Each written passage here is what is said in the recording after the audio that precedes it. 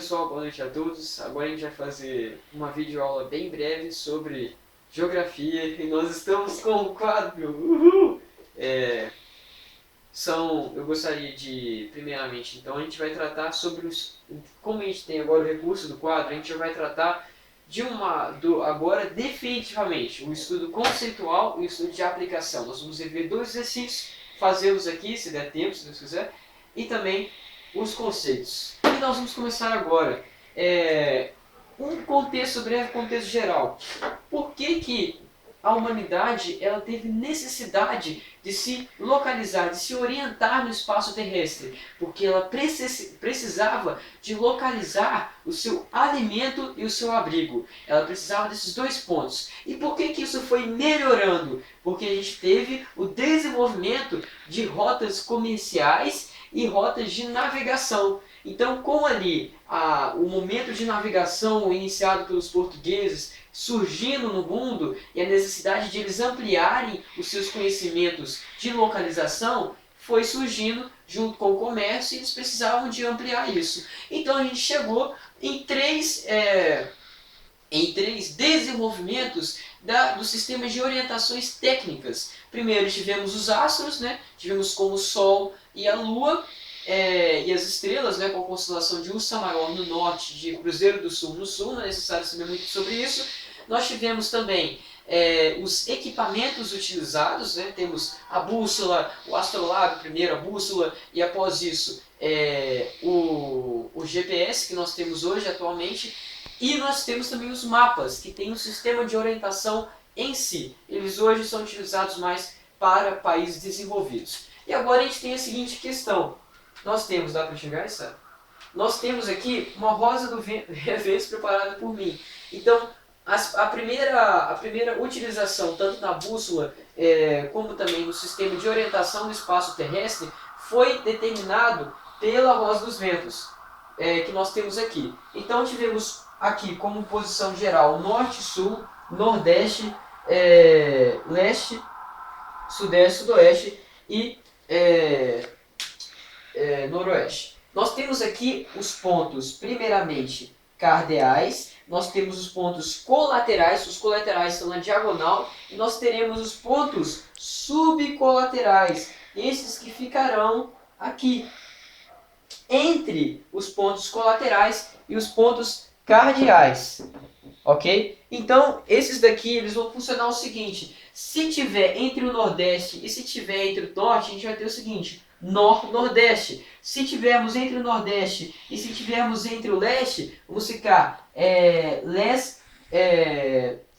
Nordeste, seria mais ou menos assim. Então, se ficar entre o Leste e se ficar entre o... deixa eu ver se está certo aqui. Só falta um aqui, galera. Isso, aqui. Então, se ficar entre o leste, se ficar entre o sudeste, leste, sudeste. Então, é algo tranquilo de a gente se pensar. Lembrando que a gente tem que trabalhar também com termos em inglês. Lembrando que o leste é o oeste, H. Leste é oeste, H. Ok? Então, continuando, então, a gente vai ter como outro conceito, além dessa questão da rosa dos ventos estabelecida, o conceito de coordenadas geográficas. O que são coordenadas geográficas? São linhas imaginárias que são traçadas pelo globo terrestre, e elas nos permitem que a gente localize qualquer ponto da superfície sobre a superfície terrestre. Então elas permitem essa localização.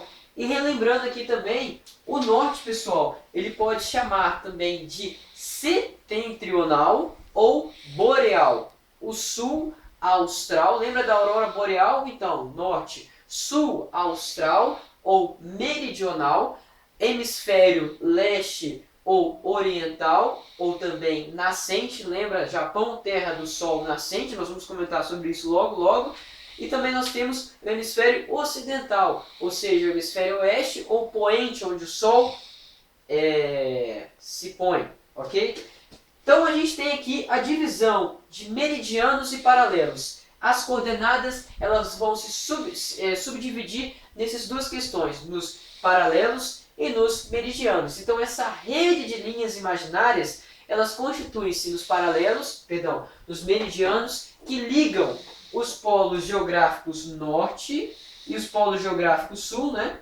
E também temos os paralelos que vão se traçar perpendicularmente, formando 90 graus, aqui olha, entre os meridianos. Esses paralelos traçados sobre o globo terrestre, eles sempre vão ser paralelos a uma linha que circunda, eles vão todos circundam o globo terrestre. É uma linha principal, que é a linha do Equador, que é o 0 graus. Então elas vão de 0 a 90 norte, 0 a 90 sul. Meridiano de Greenwich, que é o principal, que é o 0, ele vai de 0 a 180 leste, 0 a 180 oeste.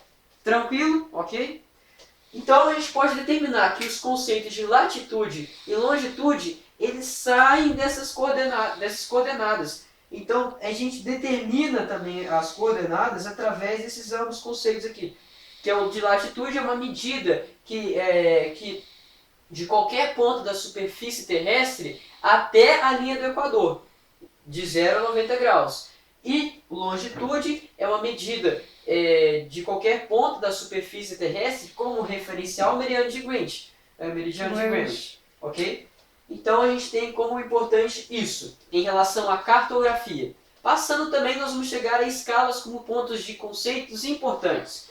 Escalas, nós temos a numérica, que ela é dada em forma de fração ou proporção. Isso daqui, pessoal, indica uma divisão. Se nós temos uma divisão aqui ou proporção, seria uma igualdade entre razões, né? A razão de... Eu não vou entrar, isso daí é complicado.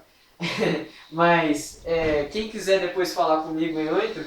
Então, temos uma proporção aqui ou uma razão de 1 centímetro para 1 centímetro no mapa para 200 centímetros na realidade. Ok? Essa é a nossa escala numérica. Numérica, fração, proporção. Agora a escala gráfica, ela é dada em segmento fracionado, ou seja, em segmento de reta. Esse segmento ele sempre vai ser dado em 1 centímetro. Então, esse segmento pequenininho, ele vai ser 1 centímetro. Então, essa medida aqui, ela vai ser a medida real. O segmento ele vai representar 1 centímetro no mapa. Então, 1 centímetro no mapa, na realidade, é 2 quilômetros. Que vai sempre indicar ou quilômetros, ou metros, ou questões. Quantos minutos? 7. 7, tá. Então, essa é a nossa principal diferença entre a escala numérica e gráfica. E agora, para colocar, eu coloquei aqui, olha, 1 sobre 200 mil. Isso é uma escala de tamanho geográfico, são cartas geográficas. A partir de 100 mil já é cartas geográficas, ou seja, maiores, né?